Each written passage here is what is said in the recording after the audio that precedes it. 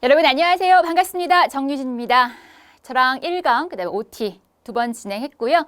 이제 2강, 여러분 수업 2강째입니다. 어떻게 지루하다라는 생각 좀 접으셨나요? 해볼만 하다라는 생각 쪽으로 많이 기울어지셨나요? 잘 선택하셨고요. 후회 없는 선택이 되게 하기 위해서 전문가이지만 저도 늘 공부합니다. 여러분들에게 항상 새로운 트렌드, 새로운 공부, 그 다음에 그 시대에서 요구하는 바에 충족시켜드리기 위해서 저도 늘 끊임없이 공부하고 있다는 거 알고 계시면 될 것 같고요. 이론이 끝나고 나면 그 다음에 또 하나의 커다란 관문, 실기가 남아 있습니다. 그것 또한 제가 물론 잘 정리를 할 수 있겠지만 여러분이 포기하지 않는 그 마음이 제일 중요합니다. 교재가 훌륭하건 교사가 훌륭하건 그러면 뭘 합니까? 여러분들이 중도에 포기해버리면 여러분 인생에서는 여러분의 시나리오 속에는 제가 없는 거잖아요. 끝까지 함께 가셨으면 합니다. 그런 의미에서 재정비해서 오늘의 2강 한번 신나게 시작해 보도록 하겠습니다. 지난 시간에 우리가 지금 1챕터를 나가고 있는 거는 기억하십니까? 물론 이제 여러분이 이제 선택해서 듣기 때문에 이 강을 들으시는 분도 있고 안 들으시는 분도 계실 거라고 생각이 되어집니다. 이 강은 별표 2개짜리입니다. 아주 중요합니다. 기생충, 그 다음에 살균 소독, 그리고 우리가 식품에서 가장 중요하다라고 할 수 있는 우리 분리효에서 잠시만요. 갑자기 용어가 생각이 안 나는데 저도 긴장할 때가 있잖아요. 식품 첨가물이 있습니다. 아주 중요합니다. 아마 비전문가들이 봤을 때는 가끔 저도 실수를 하고 인간적인 부분이 있네 라고 느껴지셔야 더욱더 친근감, 친밀감이 느껴지지 않을까라는 생각도 되어집니다. 열심히 한번 요 3개 제일 중요한 파트예요. 그걸 한번 같이 정리해 보도록 하겠습니다. 이번 강의부터는요. 제가 체계를 다 PPT로 만들었지만 그냥 넘어가도 될 파트들은 빠르게 읽고 넘어가는 방법을 취하겠습니다. 모든 걸 다 설명하면 여러분 머릿속에 남아있지도 않아요. 솔직히 뭐가 중요한지도 잘 모르세요. 그래서 중요한 거 이거 하이라이트 별표 2개 막 이렇게 설명을 할 거예요. 해주시고요. 그 이외의 것은 간략하게 넘어간다라고 이해하시면 학습에 조금 더 도움이 되실 것 같습니다. 자, 이 강의 첫 번째 식품과 기생충병입니다. 기생충 너무 중요해요. 다행히 용어가 생소하진 않아요. 왜? 영화가 있었어요. 그래서 뭐 외국 외신 막 이런 것들을 보면서 패러사이트 많이 들어보셨을 거예요. 기생충이죠. 이렇게 쉽게 다가올 줄 몰랐어요. 맨날 기생충 공부를 가르치면서 어려워하셨는데 용어가 이렇게 쉽게 느껴지기는 아마 대중매체의 힘이 아닌가라고 생각이 되어집니다. 기생충이란 뭐예요? 한 생물이 다른 생물에게 침입을 하는 거예요. 기생충이라는 녀석이 다른 생물에 침입을 해요. 그래서 영양분을 빼앗는 거예요. 해를 끼치며 살아가는, 즉 기생을 영위하는 생물로 세입자라고 이해하시면 굉장히 쉬울 거예요. 이에 반해서 그럼 세입자가 들어왔어요. 거기를 지키고 있는 집주인이 누구예요? 그게 바로 숙주, 호스트라는 거죠. 기생충이 기생의 대상으로 삼는 그 기생을 당하는 생물로 집주인이라고 이해하면 쉽다라고 하는 거예요. 그러니까 여러분들은 기생충이라는 용어가 쉽지만 거기로 끝나면 안 되고 어떤 단어를 하나 더 알아야 한다? 숙주. 숙주 나물이 아니에요. 숙주예요. 숙주를 알아야 합니다. 이러한 기생충은 주로 분변의 비료화, 비위생적인 일상생활, 비정상적인 생활 습관, 환경 불량 등으로 발생을 하게 된다라는 겁니다. 개요를 잠깐 살펴보았습니다. 정말 중요한 거는 요거 다음에 나올 건데 하기 전에 일반적인 분류를 한번 보도록 하겠습니다. 선충이냐, 흡충이냐, 조충이냐로 나뉘어집니다. 선충이라고 하는 것은 회충, 구충, 요충, 편충, 아니사키충 이렇게 나뉘어져요. 우와, 저거 어디서 봤어요? 약국 가서 보면 한 번에 한 알, 박멸 써 있는 거 보셨을 겁니다. 이러한 것들을 전부 다 기생충이라고 하고요. 흡충류에는 간흡충, 폐흡충, 요꽃가와 흡충, 조충류에는 유구조충, 무구조충, 만손, 열두조충. 갈고리가 있느냐 없느냐, 피를 빨아먹느냐 어떠냐 이런 거에 따라서 나뉘어지고요. 마지막 원충류에는 이질아메바, 대장아메바, 말라리아 같은 것이 있다라는 거예요. 다음 중 뭐 조충류는 뭐냐, 흡충류는 뭐냐 이런 문제는 정말 거의 안 나와요. 더 중요한 게 뭐냐면 이겁니다. 여러분 책에 빨간 펜 드셨어요. 거기에 중간 숙주에 따른 분류 별표 2개입니다. 별표 2개. 그래서 저랑 수업하시면 책에 별표가 딱딱딱딱딱딱 보여요. 너무 많은 시간 할애하지 마세라고 제가 말씀을 드렸을 거 OT 시간에. 왜냐면 이렇게 공부를 많이 하고 달달달달 외웠음에도 불구하고 시험장 가면 전혀 생판 모르는 것들도 나와요. 그러면 응용력이 잘 안 되시는 분들은 하시는 말씀이 첫 번째가 뭐냐면 선생님 너무 어려웠어요. 배운 거 하나도 안 나왔어요 하시는 분들이 계세요. 그래서 어디 문제 얘기해 보세요. 그럼 그거 제가 딱 그렇게 말하진 않았지만 이렇게 나뉘어진다고 했잖아요. 그럼 그제서야 이러세요. 응용의 문제 또한 여러분의 몫입니다. 제가 정말 얘는 얘예요. 얘는 얘예요. 이건 정말 옛날 2000년대 이전 초반기 그때는 정말 제가 100% 다 찍어드렸어요. 그런데 지금은 상시 시험으로 바뀌어서 외부로 문제가 유출되지 않는다라고 했습니다. 들어. 그리고 나랑 쟤랑 손잡고 시험 보러 갔잖아요. 제 문제 다르고 내 문제가 달라요. 컴퓨터 모니터에 나오는 문제가 다 다르기 때문에 저 사람한테는 쉬운 문제가 갈 수도 있고 나한테는 어려운 문제가 올 수도 있다는 거예요. 그러면 어떻게 해야 되느냐? 평균 60점이잖아요.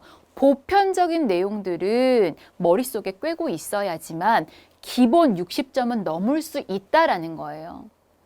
이론을 넘어도 실기에서 많이 떨어지시는 분들도 계세요. 그건 정말 연습 부족이거든요. 그래서 이런 밸런스를 맞추는 작업이 굉장히 필요하다라는 거예요. 그리고 다행인 건 이론 수업은 온라인으로 충분히 저랑 들으시면 이해할 수 있게끔 제가 설명을 드릴 거예요.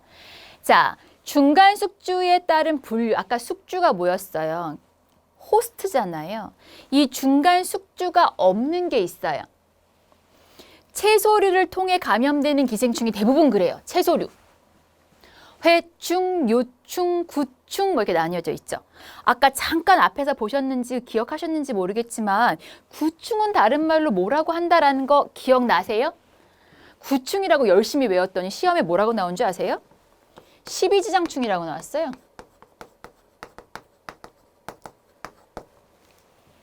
같이 외우셔야 합니다. 아시겠죠? 저 구충이라고 외웠는데 구충 안 나왔어요. 그럼 뭐가 나왔는데요? 12지장충 나왔어. 이러신 분이 계세요. 같은 말입니다. 자, 회충은 소장에 기생하며 우리나라에서 감염률이 제일 높아요. 경구 감염이 뭡니까? 아까 1강에서 말했지만 먹어서 감염이 돼요. 먹으면 지속적으로 배가 아파요. 열도 간혹 나요. 자, 이미증 뒤에가 설명할 거고요. 그 다음에 요충은 별표입니다. 여러분들 중간 숙주가 없대요. 그 중에 제일 중요한 거 뭐예요? 요충과 구충이에요. 두 개는 암기입니다. 요충은 대장에 기생하며 감염된 사람의 항문 주변에서 발견됨. 왜냐하면 먹었잖아요. 경구예요. 경구. 먹었어요. 쭉 내려와서 항문 주변에다가 알을 까요. 그러면 어때요? 항문 주변이 가려우니까 엄청 긁어요. 그걸 뭐라고 말하냐면 소양이다라고 해요. 항문 소양증이 라는 말이 나오면 요충 얘기하는구나 라고 알고 계시면 돼요. 구충은 경구 감염 플러스 경피 감염이라 중요해요. 경구는 뭐라 그랬어요? 먹어서 걸린다라고 했고요. 경피는 피부를 뚫고 들어오는 거예요. 그래서 경구와 경피가 다 이루어지는 중간 숙주가 없는 기생충 질병은 무엇인가? 라고 물어보면 구충 없어요. 그럼 뭐예요? 12지장충이라고 보시면 돼요. 그래서 똑같이 이런 것들, 왜 자꾸 어지럽지? 왜 자꾸 배가 고프지? 너 뱃속에 기생충 있는 거 아니야? 이러잖아요. 그러니까 숙주가 되어서 그 자꾸 영양분을 빼앗먹다 보니까 많이 먹어도 살은 안 찌고 걔네들이 다 크는 거예요. 기생충들이 자라난다라고 보시면 됩니다.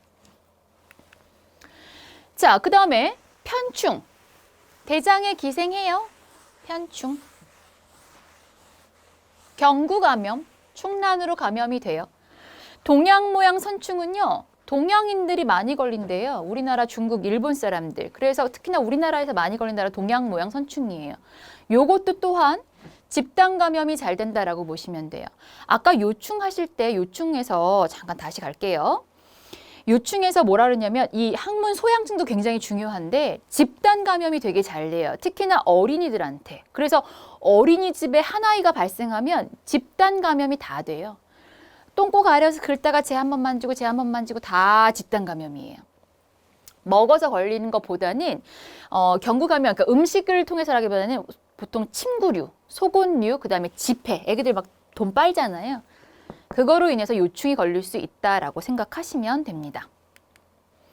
동양 모양 선충도 또한 경구 감염 플러스 집단 감염이 된다라고 보시면 돼요. 그래서 회충이 부화돼서 보통 회충의 전파 경로는 요거에 분변만 알아두세요. 분변.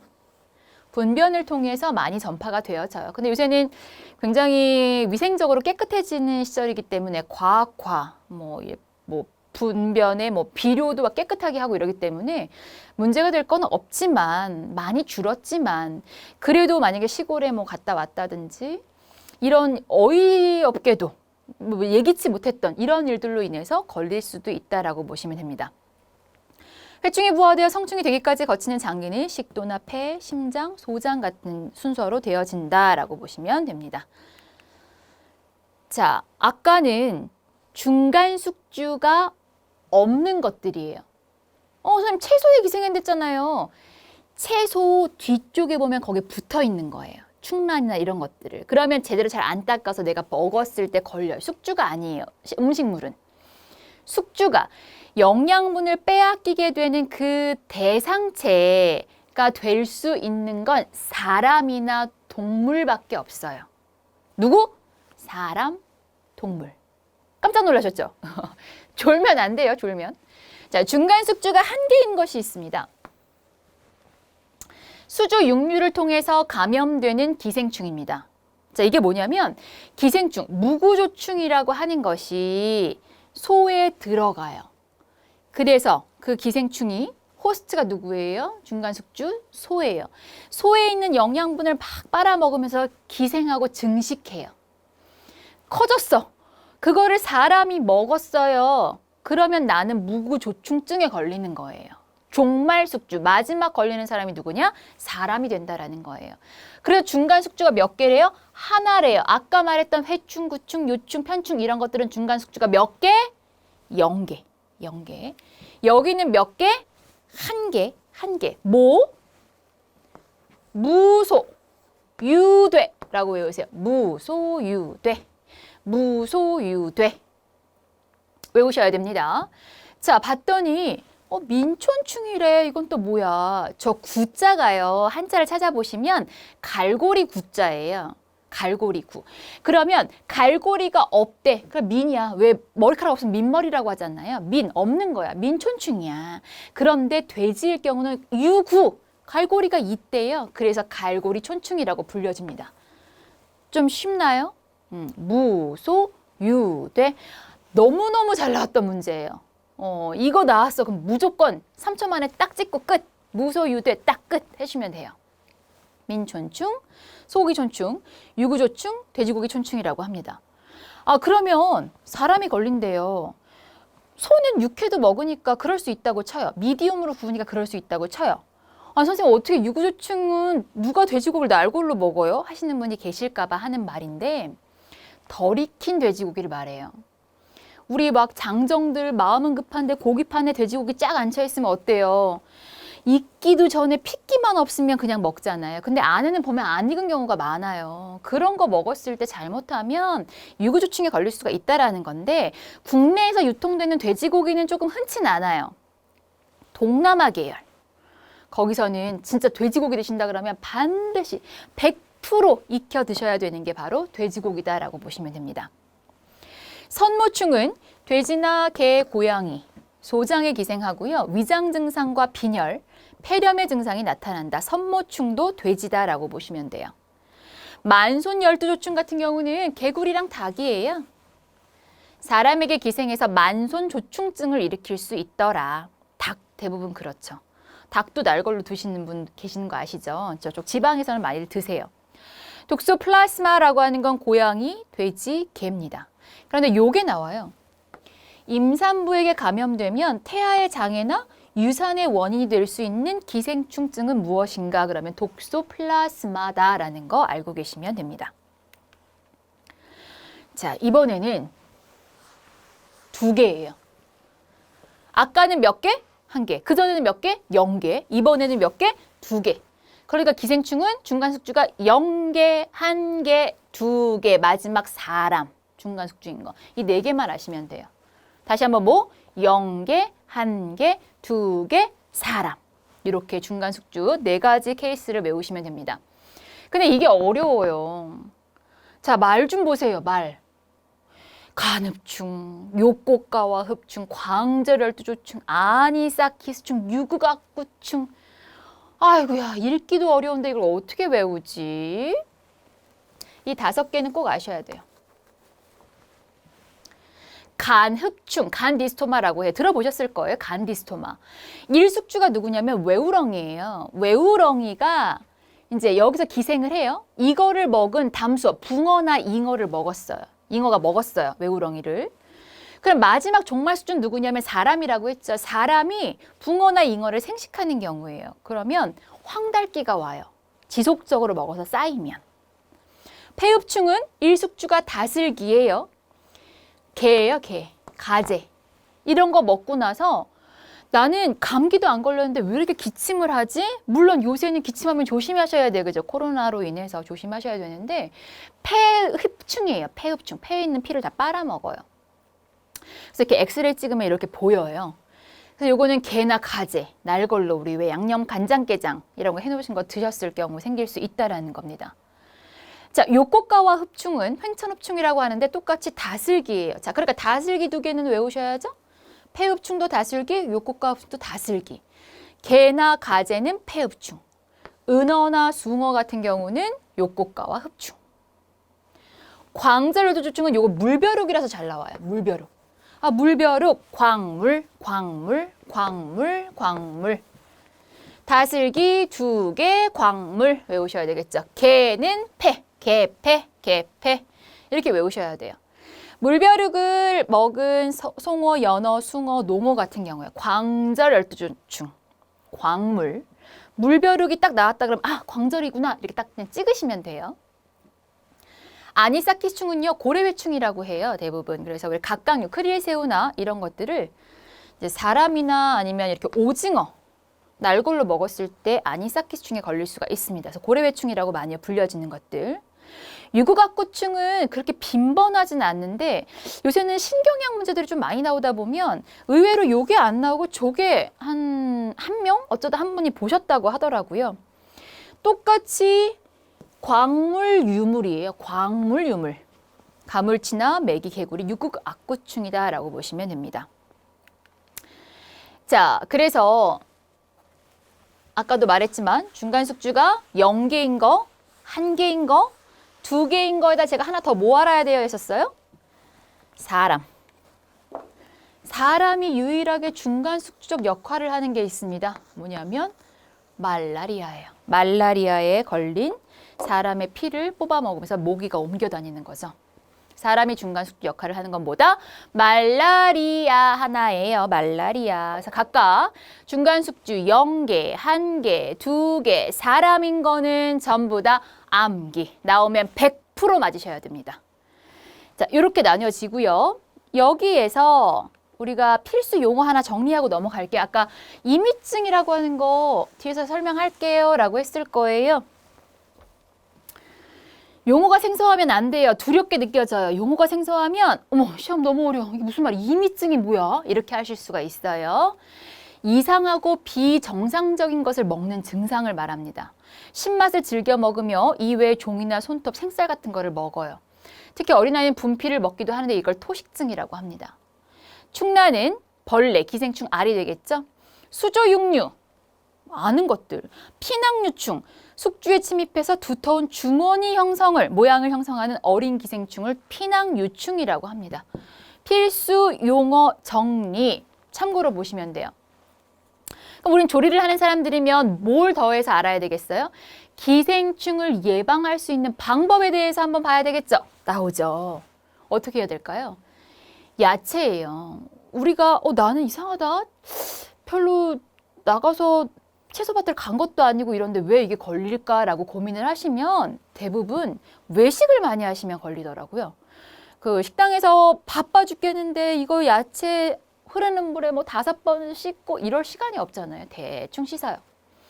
그래서 원래는 야채 뒤쪽에 중간 숙주 연계인 것들이 있었죠. 뒤쪽에 많이 기생을 하기 때문에 흐르는 물에 수차례 5회 이상 씻는 게 정답이에요. 그 다음에 어패류와 육류는 생식을 삼가하고 익혀서 먹어야 합니다. 익혀야 되겠죠. 날걸 드시면 걸려요. 인분을 비료로 사용하지 않고 화학 비료를 사용해야 되고요. 왜냐면 모든 원인은 뭐라 해서 분변이라고 했어요. 분변. 조리기구를 잘 소독해야 되고요. 개인 위생을 철저하게 해야 돼요. 자, 여기서 문제 하나. 나는 이런 걸 먹은 적도 없어. 생선, 야채 먹은 적도 없고 나는 다 익힌 것만 먹었어. 근데 기생충 질병에 걸렸대요. 뭐를 의심해 볼 수 있을까요? 이거예요. 상식이 좀 풍부하면 좋아요. 조리기구, 칼 막 이런 거 개나 가재 막 다 치고 했는데 그걸 소독을 안 한 거죠. 그걸 갖고 고기를 썰어서 고기를 볶았다고 하는데 들이걷네? 그러면 옮겨갈 수 있다라는 겁니다. 그래서 소독의 문제. 우리 조리인들이 가장 중요하게 생각하는 위생에서 조리기구 소독은 아주 중요한 문제입니다. 그래서 실기시험 보시게 되면 위생 문제가 5점이 들어간다라고 보시면 돼요. 자, 기생충 했어요. 하나 중요한 거 했어요. 한 관문 넘었네요. 두 번째로 가겠습니다. 살균 및 소독의 종류 및 방법입니다. 아우, 설명 안 해도 교수님 그거 알아요. 그냥 넘어갈래요 하실 거예요. 그 파트예요, 말 그대로. 식품을 안전하게 보관 관리하기 위해서는 식품의 조리 환경과 조리자 개인의 위생 관리 상태가 굉장히 중요하겠죠. 이 중에서 식품의 조리 환경과 관련해서 음식을 만들 때 사용하는 기구, 용기, 그다음 표면에 존재하는 미생물이 살 수 없도록 하는 게 뭐래요? 살균 소독이래요. 우리는 너무 다행인 게 주관식 시험이 없잖아요. 이걸 써라 그러면 쓰겠어요? 너무 다행인 거는 이렇게 하는 것을 무엇이라 하는가 물어보면 살균 소독에 체크하시면 되겠죠. 너무 다행이죠. 사지선다예요. 특히나 오지선다도 아니고. 미생물이 살 수 없는 환경을 조성하는 것에는 그 정도에 따라 살균, 소독, 멸균, 방부 등으로 구분한다라고 되어 있습니다. 이 4개를 구분하는 문제는 문제 하나 중요합니다. 보고 넘어갈게요. 정의 중요합니다. 별표 2개. 제가 별표 2개요 라고 하는 건 나오면 틀리면 안 돼요. 그거 꼭 맞으셔야 돼요. 살균은 미생물의 세포를 물리적, 화학적 방법으로 완전히 사멸시켰대요. 살균. 멸균은 비교해 볼게요. 소독 전에. 강한 살균력으로 병원성이든 비병원성이든 이거와 아포, 세포 종자 C라고 했죠. 그것까지도 완전 무균 다 죽여주는 거예요. 그럼 소독은 병원성 미생물을 죽이거나 병원성을 약화만 시켜주는 거죠. 그래서 감염을 저지해 주는 것을 말합니다. 여기 하나 더 방부 보겠습니다. 방부는 병원성 미생물의 발육과 그 작용을 저지 또는 정지시켜서 부패나 발효를 방지해요. 멈추는 거예요. 그냥 정지야. 일시 정지하는 것처럼. 그러면 여러분이 아셔야 될 것들은 문제가 2가지 유형이 나와요. 방부냐, 소독이냐, 살균이냐. 다음에 설명하는 것은 어떠한 소독법을 말하는가 나올 수 있는 거 하나와 요겁니다. 예전에 아주 잘 나왔어요. 제일 센 게 뭐겠어요? 멸균, 그 다음이 살균, 그 다음이 소독, 그 다음이 방부가 된다라는 거죠. 쉽죠? 쉬워요. 어렵지 않아요. 이게 어렵게 느껴지시면 안 돼요. 이제 겨우 시작인데요. 우리 제일 중요한 건 뭐다? 포기하지 않는다. 시작했으면 못 나가요. 포기할 수 없어요. 자, 그러면 물리적 살균 소독법에 대해서 한번, 우리가 살균 소독도 굉장히 중요한 파트기는 합니다. 살균 소독은요, 물리적으로 하는 방법이 있어요. 약품 쓰지 않고 햇볕을 쓰지 않거나 하는 방법이 있고 화학적 살균 소독법은 있어요. 그건 약품을 넣거나 이런 방법들을 말하겠죠. 그거를 크게 두 개를 구분해주면 끝. 첫 번째, 무가열이에요. 무가열. 가열을 해요, 안 해요? 안 해요. 안 해요. 그럼 뭐를? 자외선. 자외선이 뭔데요? 햇볕을 쬐면 햇볕을 쬐게 되면 자외선, 가시광선, 적외선이 다 나와요. 그 중에서 자외선이라고 하는 것은 멸균 효과가 있다라는 거. 그거를 응용해서 만들어 놓은 자외선 살균 소독기라는 것이 있다라는 거죠. 나중에 공중보건 파트에서도 하겠지만 한 번 더 기억하고 가시면 좋습니다. 단위 이거 어떻게 읽어요? A에다 동그라미 위에 옴스트롱이라고 읽어요. 옴스트롱. 살균력이 가장 강한 2500에서 2800 옴스트롱으로 나올 수도 있고요. 그거보다 10분의 1 적은 거 NM이라고 나올 수도 있습니다. 250에서 280. 그 자외선을 쪼여주는 거를 말해요. 그렇게 해서는 멸균 방법. 단백질이 공존하는 경우에 살균 효과는 감소해요. 그래서 단백질, 어떤 미생물들이 있을 경우에는 터는 것만으로는 안 되고 털어서 말리는 것만으로는 안 되고 없애준 다음에 살균을 해야 훨씬 더 효과가 크다라는 말입니다. 물이나 실내 공기, 그다음에 조리기구 등에 이용이 된다라고 보시면 되고요. 방사선. 지금 파트가 어디예요? 누구네 집 자식이에요? 무가열 파트예요. 졸면 엄마 못 찾아요. 잘 쫓아오셔야 돼요. 코발트 60선이라고 하는 방사선이 있어요. 이거를 쪼이게 되면 멸균이 된다라는 겁니다. 감자나 고구마 및 양파와 같은 식품에 뿌리가 나고 싹이 트는 거를 억제해주는 효과가 있어요. 감자 싹 나중에 독할 때 할 거예요. 포장식품 등에 이용이 되고요. 세 번째, 세균 여과법입니다. 보통의 미생물, 세균 여과기에 걸으면 걸러진다라고 하는 특징을 가지고 있었지만 어머나 이거 1강에서 봤는데 바이러스는 너무나 작아서 걸러지지 않는다라는 단점이 있었죠. 그게 바로 세균 여과법이 된다라고 보시면 돼요. 여기까지는 무가열, 열을 쓰지 않고 하는 소독법이고요. 그 다음은 가열에 하는 게 나오겠죠. 가열. 열을 가해서 하는 방법이 있을 거예요. 첫 번째, 화염멸균이 있습니다. 화염, 알코올 램프. 불꽃 속에서 20초 이상 가열하는 거 있어요. 유리기구, 금속 다 되죠. 건열멸균법. 건열멸균 드라이 오븐이라고 하는 걸 이용해서 1시간에 2시간 정도 가열해 주는 걸 말해요. 멸균, 건열, 물기가 없이 열을 가해 주는 거. 화염을 이용해서 해주는 거. 전부 다 열을 이용하는 게 되겠죠. 그러면 우리가 하는 조리실에서 가장 단순하면서도 기본적으로 하는 건 뭐냐면 자비소독, 열탕소독이다라는 거예요. 제가 여러분 자비소독하세요. 그러면 어떻게 되냐면 물을 끓여야죠. 물에 끓는 점은 몇 도? 100도. 거기에서 보통 10분에서 30분. 여러분들이 하시는 게 뭐예요? 집에서 가장 쉽게 하는 거. 그릇도 삶고 수저도 삶고 행주도 삶고 하잖아요. 자비소독이라고 합니다. 열탕소독. 와우, 우리 유식해져 가는 거예요. 자비소독, 열탕소독. 그런데 단점은 뭐냐면 아포가 뭐였어요? 세포 종자 C, 그것까지 죽이지는 못한다라는 거예요. 그래서 그냥 집에서 조리실에서 가장 기본적으로 하는 식기류나 행주 같은 것을 소독하는 데 많이 사용이 된다라고 보시면 됩니다. 고압증기 멸균입니다. 고압증기 멸균기를 이용해서 고압, 높은 압력을 당해서 증기를 쪼면서 멸균을 해주는 방법이에요. 이거의 장점은 뭐겠습니까? 세포 C까지 다 말려버리는 거예요. 그게 바로 고압증기. 그렇게 해야 되는 대표적인 게 뭐냐면 통조림이에요. 통조림. 전쟁 나서 먹는 게 원래 통조림이잖아요. 보관기간 어때요? 대부분 1년, 2년 막 이래요.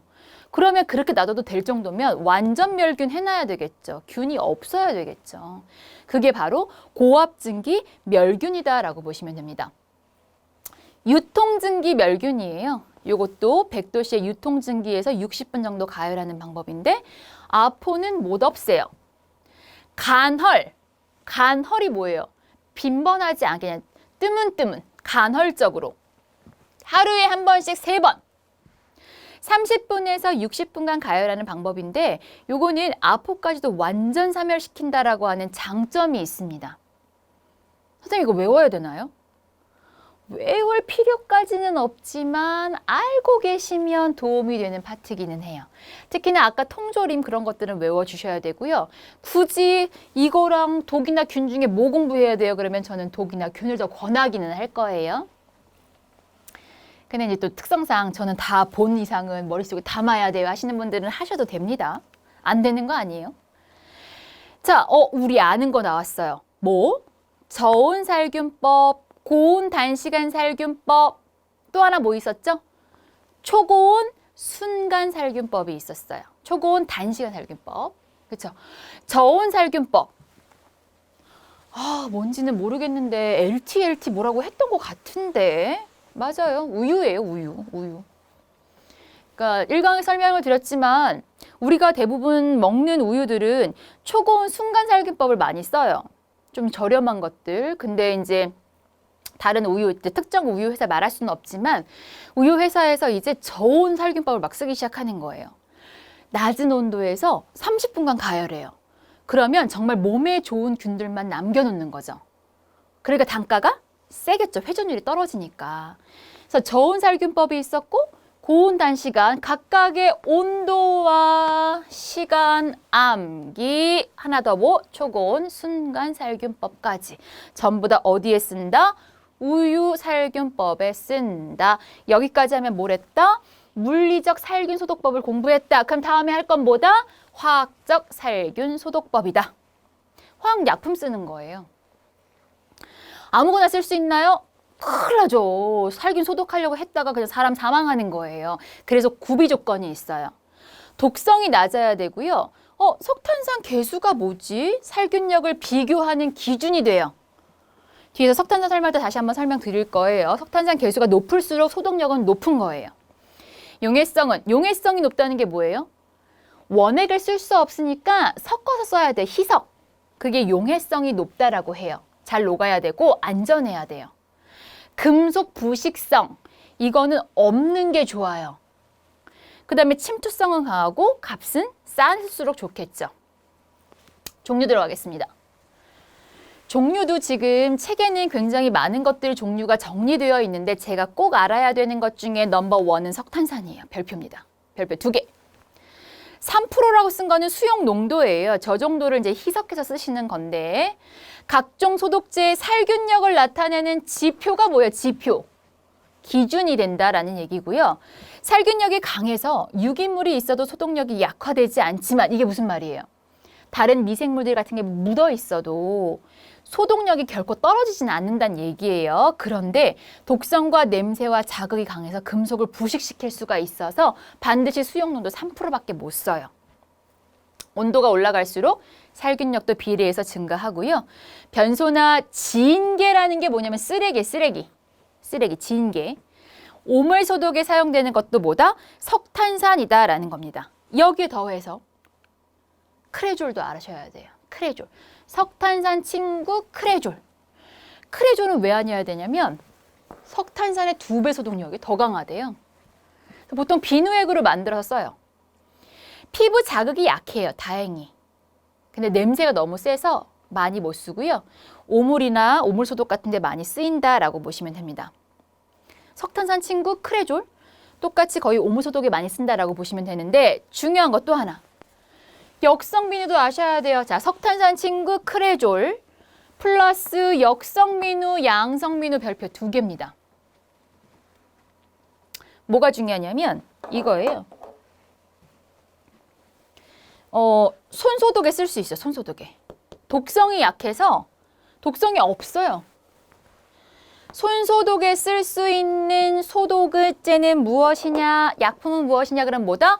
역성 비누. 다른 말로 뭐다? 양성 비누. 그런데 문제가 뭐냐? 보통 비누랑 같이 혼용해서 쓰시는 분이 있어요. 그러면 하거나 유기물이 존재하면 효과가 떨어져요.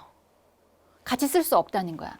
즉 뭐냐면 소독력은 강하지만 세척력은 약해요. 같이 쓰면 더더군다나 있던 소독력까지도 떨어지니까 먼저 일반 세제로 씻어서 세척을 한 다음에 소독을 해야 효과를 볼 수 있다라는 겁니다. 그래서 보통 원액을 한 400배로 희석해 쓰는데 과일, 야채 씻기는 0.1%, 손소독은 몇 프로? 10% 알고 계시면 됩니다. 앞쪽에 중요한 것들이 포진되어 있네요. 승홍수도 알고 계시면 좋아요. 승홍수. 승홍수도 누구 친구냐면 아까 석탄산 친구로 같이 외우셔야 돼요. 석탄산 친구 누구 있었냐면 크레졸이 있었죠. 똑같이 오물소독에 쓰고 3% 수용농도. 승홍수는 왜 그러냐면 얘도 금속을 부식시키는 효과가 있어요. 그래서 비금속기구, 석탄산도 마찬가지잖아요. 그래서 요거 승홍수도 한번 알아두시면 좋을 것 같습니다. 마지막, 생석회. 너무너무 중요해요. 생석회. 자, 이거는 징계 등의 오물 소독에 가장 우선적으로 쓰이는 것은 무엇입니까? 물어보면 생석회가 답이에요. 생석회까지 알고 계셔야 합니다. 여기까지는 되게 중요해요. 5번까지 중요한 것들을 다 포진시켜 놨고 나머지는 그냥 참고로 볼게요. 과산화수소. 피부에 자극이 적어서 어디 있어요? 상처 소독. 염소. 차염소산 나트륨. 락스의 주성분. 락스 냄새 아시죠? 이 락스 냄새 코가 이상해 아파 이렇게 할 때 그게 다 염소, 차염소산 나트륨이다라고 보시면 되는데 이게 강하기 때문에 잔류할 수 있는 농도가 0.2 ppm밖에 안 된다. ppm의 단위는 100만 분의 1을 나타내요. 포르말데이드. 화학약품 소독제 중에서 유일한 가스 소독제. 병원에서 나는 냄새 있죠. 그게 포르말데이드라고 보시면 돼요. 포르말린. 이것도 병원에서 많이 쓰여요. 수용액으로 쓰셔야 된다라고 보시면 됩니다. 포르말린. 에틸알코올. 70%일 때 살균력이 가장 강하지만 아포에 대해서는 살균력이 없어요. 그래서 여러분 뭐 다치거나 상처 있으시면 어떻게 해요? 에틸알코올에다 묻혀서 하잖아요. 알코올. 표백분. 에틸렌 옥사이드. 이러한 것들이 전부 다 들어간다라고. 마지막 과망산 칼륨. 분자식은 무엇이며 뭐 이런 것까지 외우실 건 없는데 이 문제가 하나 나왔었어요. 뭐냐면 분자식이 KMnO4이며 그렇죠? 요게 나왔더라고요. K가 칼륨이에요. 그렇죠? 망간, Mn. 그래서 과망간산 칼륨 하면 KMnO4. 어쩌다 한 번이에요. 모르면 넘어가도 돼요. 부담 갖지 마세요. 필수 용어 정리해서 이거는 굉장히 중요합니다. 석탄산 개수. 이건 알아야죠. 다른 소독액의 소독 능력, 소독치를 구분하는 기준이 뭐였냐면 석탄산 개수다라고 했었어요. 석탄산을 기준으로 어떤 소독제가 몇 배의 효력을 갖는가를 나타내는 수치. 요게 나와요. 물어보는 거로 나올 수도 있고요. 석탄산 개수값을 구하면이라고 나올 수도 있어요. 그러면 다른 소독제 희석 배수분의 석탄산이에요. 석탄산이 분 뭐로 가요? 석탄산 분의 다른 소독제. 이렇게 나눠주면 돼요. 그러면 거기다 한 문제 더. 석탄산 개수가 높을수록 어떻다? 소독력은 올라간다. 떨어진다? 올라간다. 졸고 계신 거 아니죠? 네, 잘 쫓아오고 계신 거 맞죠? 좋습니다. 여기까지 하면 식품 첨가물에서 우리 소독에 대한 거 중요한 거 했었습니다. 자, 그러면 이제 여기는 또 간단하게 넘길게요. 여러분이 그냥 읽고 넘어가셔도 되는 파트입니다. 이런 파트도 있어야죠. 그죠? 맨날 별표 2개, 별표 1개, 밑줄 이러면 이 책이 새빨개요. 전쟁 난 것처럼. 이런 것도 좀 있어야 숨을 쉬죠. 식품의 위생적 취급 기준입니다. 어떻게 해야 되는가? 그냥 간단히 보고 넘어갈게요. 자, 품질 기준에 적합한 식자재를 보관 창고로 즉시 이동해야 돼요. 내부는 항상 이런데 내부는 청결하게 해야 되겠죠. 유통기간 지난 거, 보존 상태 나쁜 거 있으면 안 되겠죠. 유통기준 적합하도록 관리하셔야 돼요. 항상 운반도 정상적으로 해야 돼요. 여기에 종사하는 누구? 그런 사람들은 위생관리 철저히 해야 돼요. 이런 음식기구는 살균, 세척, 칼과 도마는 구분, 육류용, 생선용, 채소용 쫙 구분해야 해요. 이론상 그래요. 그러면 너무 좋죠. 그 다음에 검사는 꼭 이루어져야 되고요. 항상 검사를 하려면 기록이 있어야 돼요. 기록도 유지되어야 됩니다. 항상 세척과 소독해서 시설, 기구, 장비 굉장히 소독은 굉장히 중요합니다. 그래서 이제 현장에 나가게 되는 학생들이거나 자격증을 따시고 가시기 전에 항상 인턴십 제도를 하잖아요. 이런 위생에 대한 거는 정말 너무너무 강조를 한 편이에요. 이런 거 계속 들으실 거예요. 간단히 봤죠? 자, 그 다음에 식품 첨가물과 유해 물질에 대해서 들어가 보도록 하겠습니다. 첨가물이 뭔가요? 거의 다 왔어요. 여러분 지치시면 안 돼요. 첨가물이란 제조, 가공 또는 조리의 과정에서 첨가되는 화학적 합성품을 말해요. 첨가물. 이러한 첨가물은 대부분이 화학적인 합성 물질로 인체에 위험한 게 많아요. 아무거나 다 쓸 수 있느냐? 큰일 나겠죠. 그래서 누가 기준한 거? 식품의약품안전처장이 지정한 것 외에는 쓸 수 없어요. 그래야 되겠죠. 위험한 게 바로 첨가물입니다. 자, 그럼 첨가물에 대한 정의 다시 한 번만 보고 갈까요? 요거는 나와요. 식품 첨가물이란 식품을 제조, 가공, 조리 또는 보존하는 과정에서 원래의 색도 빠져요. 맛도 변해요. 이러니까 어떻게 해요? 감미, 착색, 표백, 산화방지 등을 목적으로. 자, 여러분이 알아야 될 거 뭐? 목적에 따른 식품 첨가물을 분류할 수 있어야 돼요. 식품 첨가물에 중요한 건 딱 세 가지. 정의, 분류, 각각의 용도. 세 가지를 아시면 돼요. 물론 종류까지 알아두시면 100점짜리. 자, 이러한 것을 말합니다. 식품위생법 제2조 2호에 나와 있습니다. 그러면 WHO에서는 뭐라고 하느냐? 계속 반복이에요. 첨가물에 대한 정의. 식품의 외관, 향미, 조직 또는 저장성을 향상시키기 위해서 일반적으로 식품에 미량으로 첨가하는 비영양, 영양 있어요? 영양은 없어요. 첨가물의 구비 조건 보겠습니다. 영양 주지 않아야 돼. 나쁜 영양. 가치는 향상시켜야 돼. 첨가물을 확인할 수 있어야 돼. 미량만 써도 효과가 나야 돼. 값은 싸야 돼. 독성은 없어야지. 오염물도 포함하지 않아야 해. 라는 상식선이다 라고 보시면 됩니다. 어렵지 않아요. 그럼 왜 쓸까요? 왜 써요? 이 용도로 써요. 이거는 분류하고 연관이 있어요. 분류. 별표예요. 목적이자 분류예요. 부패와 변질을 방지하기 위해서 그냥 두면 썩잖아요. 그러니까 변질 방지하려고 써요. 부패 방지하려고 써요. 기호성 증진 및 관능 만족이에요. 기호성 증진, 더 좋게 만들려고. 관능 만족, 더 보기 더 좋게, 냄새 더 좋게, 맛도 더 좋게, 이게 관능 만족이에요. 품질을 개량하려고 써요. 유지하고. 제조하고 가공하기 위해 써요. 마지막으로 영양을 강화하고 상품 가치를 향상시키기 위하여 쓴다라는 거예요. 그럼 제가 왜 중요하다라고 했냐면 여러분 책에 보시면 요 다음 파트가 분류로 되어 있어요. 자, 볼게요. 지금 보시면 분류에서 부패 및 병질, 아까 목적의 첫 번째였죠. 같은 거예요. 부패 및 변질 방지하기 위해 쓰는 거 뭐뭐뭐. 왜 중요하냐면 목적이 무엇이냐라고 나올 수도 있지만 다음 중 식품 첨가물의 분류가 다른 하나는 해놓고 부패 변질 방지 말고 다른 관능 만족에 하나씩 낄 수가 있어요. 나눌 수 있어야 한다예요. 이해 가셨어요? 중요하다라는 얘기입니다. 그래서 식품 첨가물이 식품에 사용되는 방법, 요거는 알아두세요. 첨가, 혼합, 침윤의 방법으로 해준다. 첨가, 넣어주거나 혼합, 섞거나 침윤, 적셔주는 방법. 식품 첨가물이 식품에 사용되는 방법입니다. 그래서 식품 첨가물의 사용 제한을 기준합니다. 이런 거 대상이나 목적, 방법에 따라 양이나 이런 거를 다 제한해 놓았다라고 보시면 됩니다.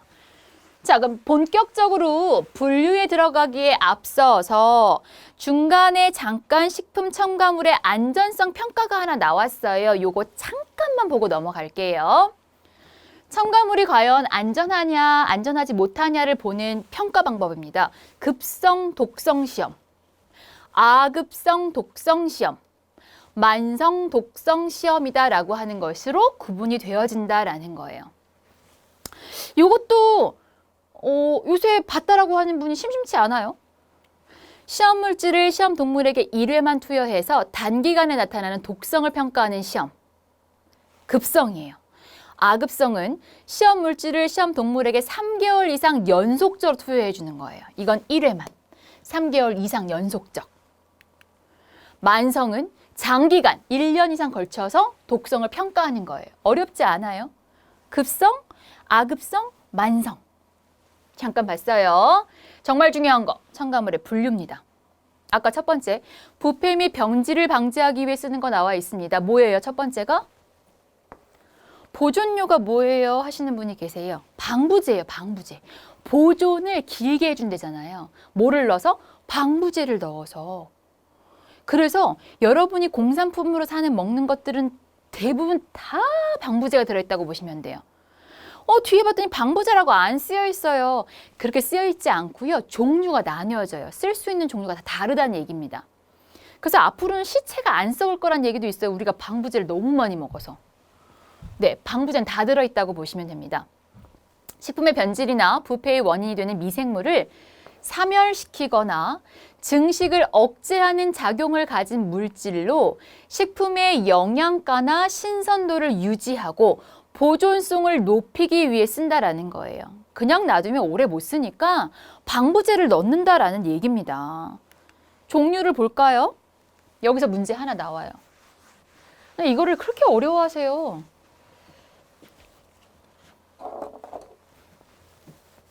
치즈나 버터, 마가린에 쓰는 건 데이드로 초산. 식육에 쓰는 것, 잼이나 된장에 쓰는 건 소르빈산. 간장에 쓰는 건 안식향산.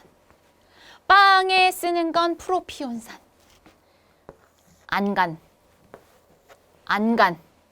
알간이랑 똑같다고 보시면 돼요. 된소,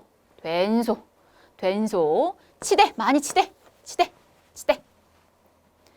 빵프로예요, 빵프로. 어쩔 수 없어요. 외울 게 너무 많이 나오기 때문에 여러분이 이렇게라도 잠깐 보시게 되면 문제를 풀면 빵프로 어디서 많이 봤는데 이게 연관하실 수가 있어요. 도움이 조금 되시라고. 여러분이 뭐 더 좋은 방법 있으시면 하셔도 되지만 외우세요. 대치, 치대, 소된, 된소, 안간, 빵프로 이렇게 외워서 쓸 수 있는 이 양은 안 나와요. 솔직히 양까지는 안 나오는데 종류를 물어보는 문제들이 나오더라고요. 그래서 알아두시면 도움이 됩니다. 살균제, 소독제 나와 있습니다. 소독제는 부패 원인균을 사멸시켜주는 걸 말하겠죠. 뭐 어렵지 않아요. 세 번째, 산화방지제. 사람도 마찬가지고 유지류는요. 오래될수록 산화돼요. 사람도 산화돼요. 우리가 지방들로 있기 때문에 산화되어지는 거의 대표적인 특징이 뭔지 아세요? 기미, 주근깨, 검버섯이에요.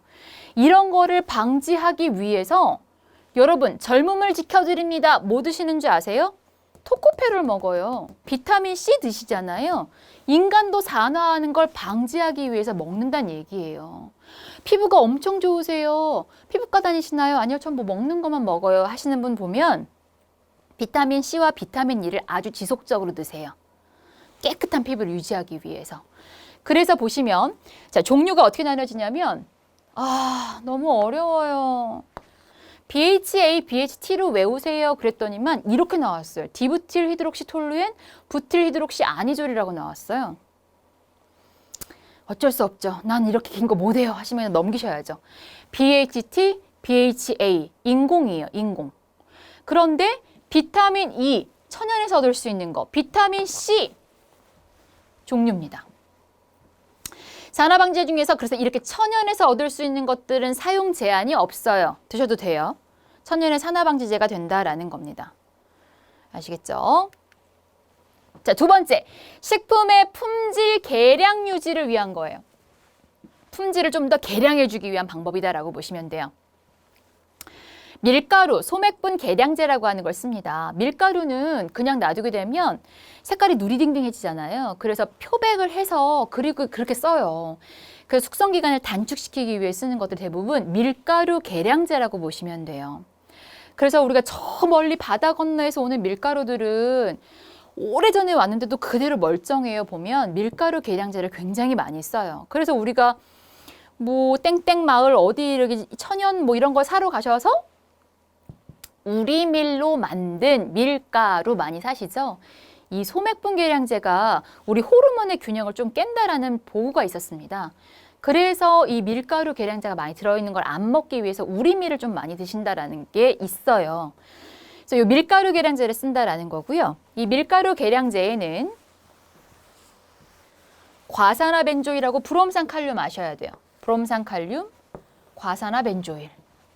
100% 다 못 외워도 알고는 있어야 돼. 아, 우리가 식품 첨가물 5개로 분류했지. 그중에 방부제 해당되는 건 뭐였지? 밀가루 계량제에 해당되는 건 뭐였지? 정도는 그래도 문제를 자꾸 풀면 더 익숙해지겠지만 알고 계셔야 하는 부분입니다. 유화제. 물과 기름처럼 서로 잘 혼합이 되지 않은 두 종류의 액체. 물과 기름은 안 섞이죠. 근데 이 유화제를 쓰면 잡아놓은 상태로 오랫동안 보관이 될 수 있다는 겁니다. 대표적인 게 뭐냐면 난황, 달걀 노른자죠. 달걀 노른자에 들어있는 레시틴이 아주 훌륭한 유화제가 된다라고 보시면 돼요.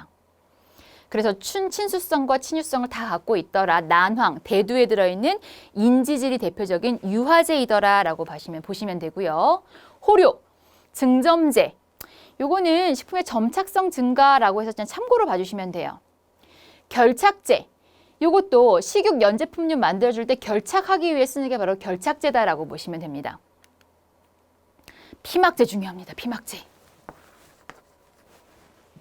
과일이나 야채 표면에 피막을 만들어요. 자, 이건 무슨 말이냐면 사과를 땄어요. 따는 그 순간부터 사과는 호흡작용을 해요. 썩어요. 그러면 어떻게 해요? 오래 두고 팔 수가 없잖아요. 그래서 어떻게 하냐면 보통 마트 같은 데서 보시면 피막제라고 하는 걸 발라요. 여러분 사과를 사와 갖고 와서 깜빡 잊었네. 몇 주 지났는데 먹어도 될까 하고 닦다 보면 어떠냐면 미끄덩미끄덩해요. 그게 바로 피막제가 된다라고 보시면 됩니다. 신선도를 장기간 유지하기 위해 표면에 발라서 피막을 만들어 놓는 것을 피막제라고 한다라는 거예요. 전부 다 어디에 쓴다?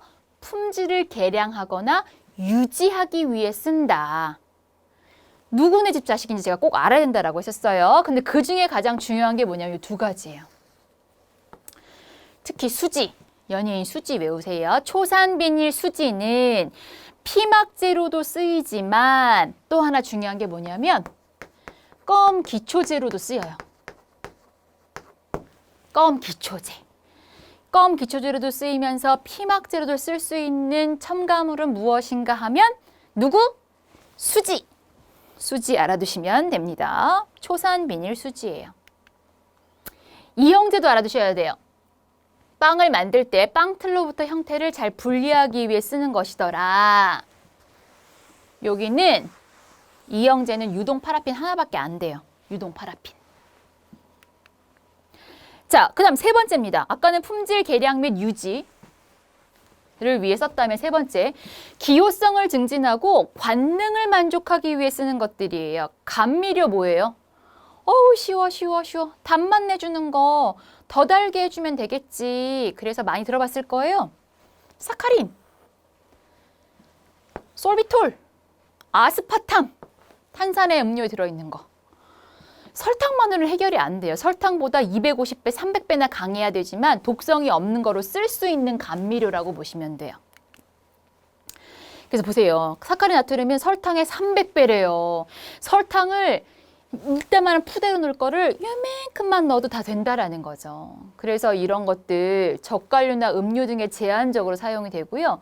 된장, 식빵, 벌꿀, 물엿, 이유식 등에는 사용이 금지되어 있습니다. 위험하다는 얘기겠죠. 디솔비톨은 설탕의 0.7배 정도인데 충치 예방, 왜냐면 충치균들은 저 솔비톨을 싫어한대요. 그래서 설탕 대신에 쓰면 훨씬 더 좋다라는 거죠. 아스파탐, 아까 말했지만 청량음료.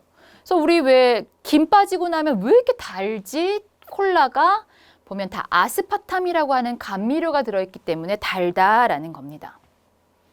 이해 가셨어요? 어렵진 않아요. 이해하기 그다음에 굉장히 우리 현실감 있게 다가와 있는 첨가물이다라고 보시면 돼요. 조미료 뭐예요? 조미료. 엄청나게 맛있게 해주는 거요 라고 대답하신 분? 네, 맞습니다. 우리 그러잖아요. 보통 시판 외식 나가면 조미료를 안 쓴 식당이 없죠. 아주 여러분 되게 맛이 없는 된장찌개에 정말 조미료 요만큼 쓰잖아요. 맛이 이렇게 살아나요. 본연의 맛을 돋우거나 개인의 기호에 맞게 조절해서 풍미를 좋게 하기 위해 쓰이는 거죠. 핵산계, 아미노산계, 유기산계 이러한 것들이 전부 다 조미료에 들어간다. 종류 정도만 봐주시면 됩니다. 산미료는 뭐예요? 신맛 내주는 거, 신맛. 구연산, 젖산, 사과산, 주석산, 빙초산. 자, 그런데 산미도 가장 높은 건 뭐래요? 주석산. 어디 들어있대요? 포도. 포도 신맛 나잖아요. 그 주석산이에요. 산미도가 제일 높고요. 구연산의 1.2에서 1.3배 정도 돼요. 신맛이 가장 강한 것은 무엇이냐라고 나와요. 주석산이에요. 주석산. 표백제.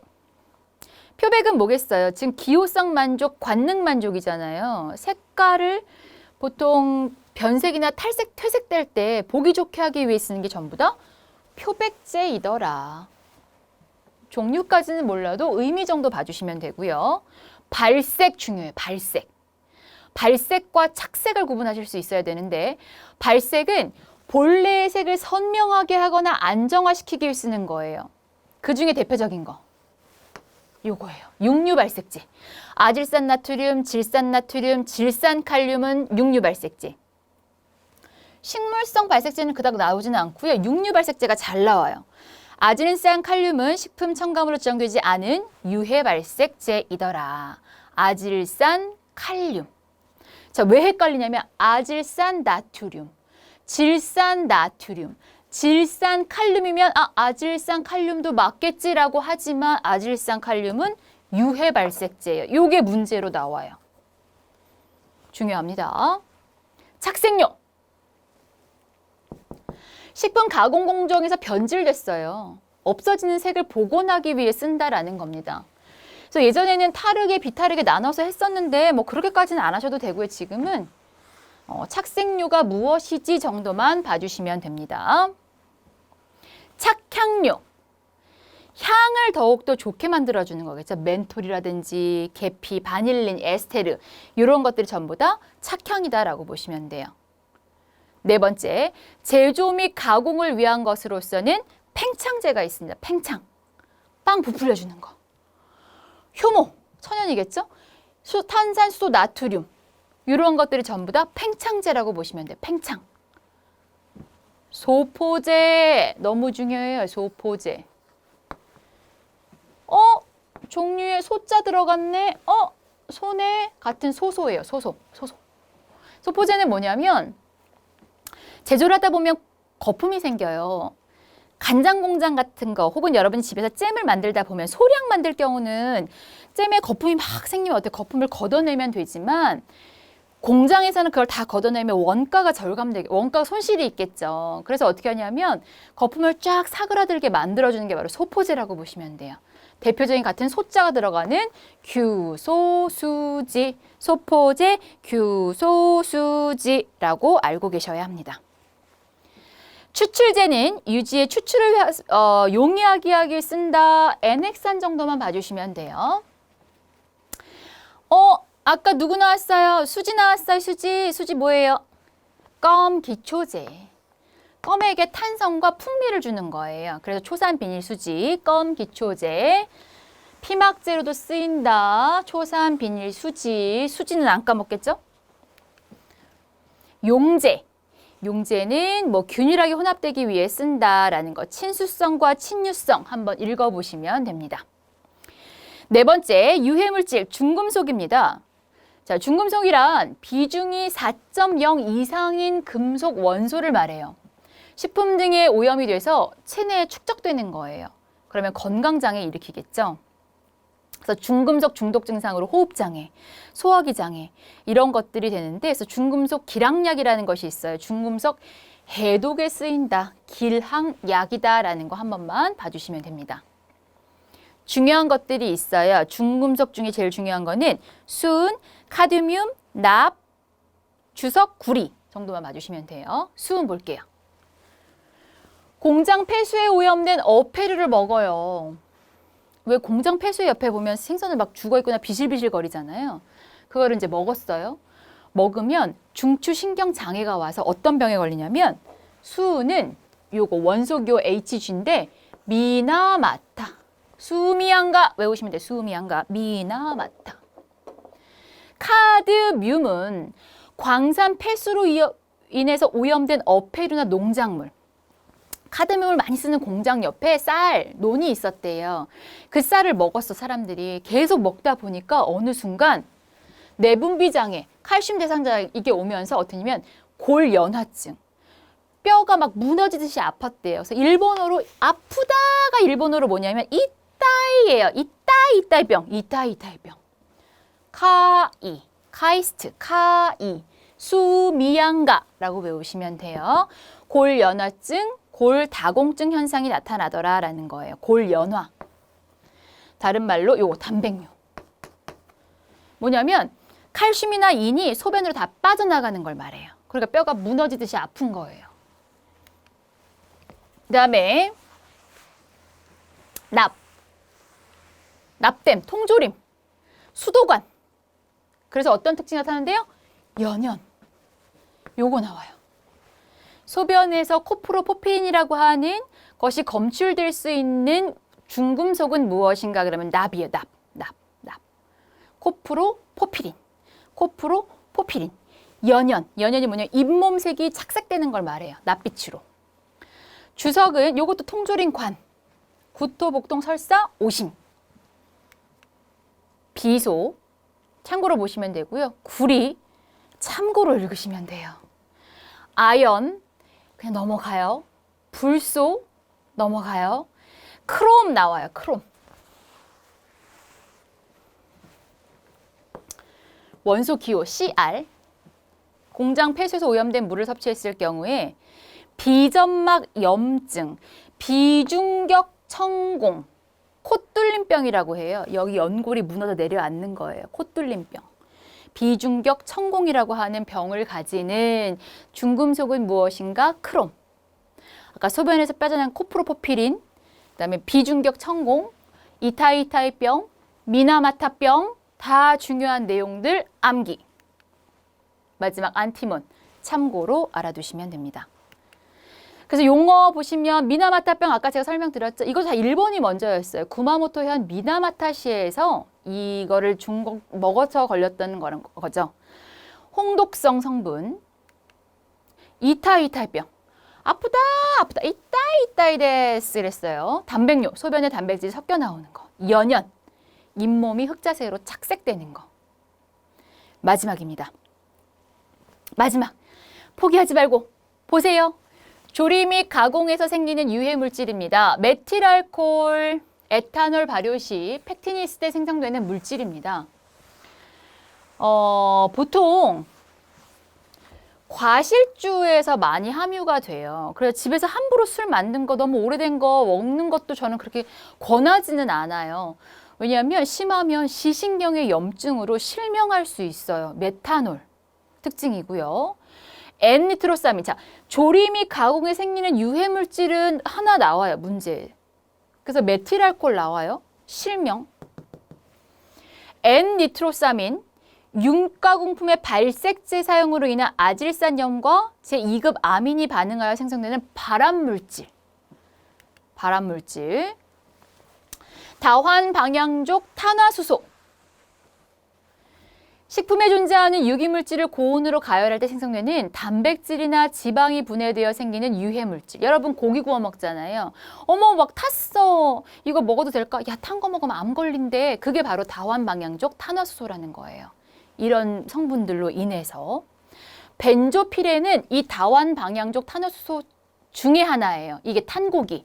그러니까 좀 더 큰 범위가 다원 방향족 탄화수소라면 그 안에 조그만 고기가 직접 탄 그 성분은 벤조피렌이다라고 보시면 돼요. 아크릴아마이드. 야, 그 햄버거집에서 감자튀김 같은 거 좀 먹지 마, 피자 먹지 마 어르신들이 그러시잖아요. 알고 계시는 거예요. 아크릴아마이드. 전분식품을 가열했을 때 아미노산과 당이 열에 의해서 결합하는 메일라드 반응을 통해 생성되는 발암 물질이에요. 프렌치 프라이드, 피자, 다 아크릴아마이드가 생길 수 있다라는 겁니다. 헤테로고리아민, 방향족 질소 화합물로 육류의 단백질을 300도씨 이상 온도에서 가열할 때 생성되는 발암 물질을 말한다라는 겁니다. 6번째, 멜라민. 여러분들 멜라민 그릇 좀 많이 쓰시잖아요. 그닥 좋지는 않아요. 보시면 신장결석, 방광결석을 많이 중독이 됐을 경우 유발할 수 있고요. 보통 이 독성이 좀 낮기는 하지만 영유아 대상으로 하는 식품에서는 불검출, 검출되어서는 안 돼야 되는 게 바로 멜라민이다라고 보시면 돼요. 멜라민이 그렇게 자주 나오지는 않지만 여러분들이 이것 또한 조리를 하거나 가공해서 생길 수 있는 유해 물질이니까 그 성분 중에 하나구나라고는 알고 계셔야 돼요. 그러니까 지금 공부를 해보시니까 어때요? 그런 분들이 있어요. 전체적으로 그 큰 숲은 보는데 내용을 몰라서 이 나무가 어느 집 나무인지를 모르시는 분이 계시고요. 나무는 아는데 얘가 도대체 뭘 말하는 거야 라고 숲에서 헤매고 계시는 분이 계세요. 제일 중요한 건 제가 항상 지금 이거 뭐 하고 있죠? 누구네 집 자식이에요? 막 물어보잖아요. 어디에 분류되어지는 무엇인가를 찾아가야 돼요. 내가 지금 유해한 것을 하는지, 인체 무해한 것을 하는지, 첨가물을 하고 있는지, 기생충을 하고 있는지를 알고 계셔야 돼요. 그렇다면 이 강에서 제일 중요한 건 뭐예요? 기생충 했고요. 살균 소독했고요. 식품 첨가물 했어요. 거기다 하나만 더 추가하자면 이거예요. 조리하거나 가공할 때 생길 수 있는 유해 물질까지만 다 넣어주신다면 이 강은 완벽합니다. 자, 저는 정리를 했어요. 외우고 암기하는 건 누구의 목? 여러분의 목. 여러분이 하시는 건 뭐? 포기하지 말 것. 제 손을 잡았으니까 포기하지 말고 우리 끝까지 가봅시다. 저 많이 안 할 거고요. 딱 20강으로 정리할게요. 끝나고 나서 기출문제 해드릴게요. 제가 약속한 건 반드시 지킵니다. 그래서 여러분들이 빨리 이론에 지금 이제 계속 코로나로 인해서 시험이 됐다가 안 됐다가 막 난리예요. 여러분 준비하실 자세로 하셔서 다음번 시험에 바로 걸어서 합격하고 바로 실기로 넘어가서 여러분이 원하시는 해에 빠르게 합격할 수 있기를 기원하고 응원하겠습니다. 저의 2강 수업은 오늘 여기까지 하고요. 다음 3강 수업은 조금 더 간단한 것도 있고 조금 더 복잡한 것도 있습니다. 템포는 이렇게 조절이 되는 거니까 우리 처지지 말고 즐겁게 수업하셨으면 좋겠습니다. 오랜 시간 강의했습니다. 고생들 많으셨고요. 저는 3강 대기하고 있겠습니다. 고생하셨습니다. 고맙습니다.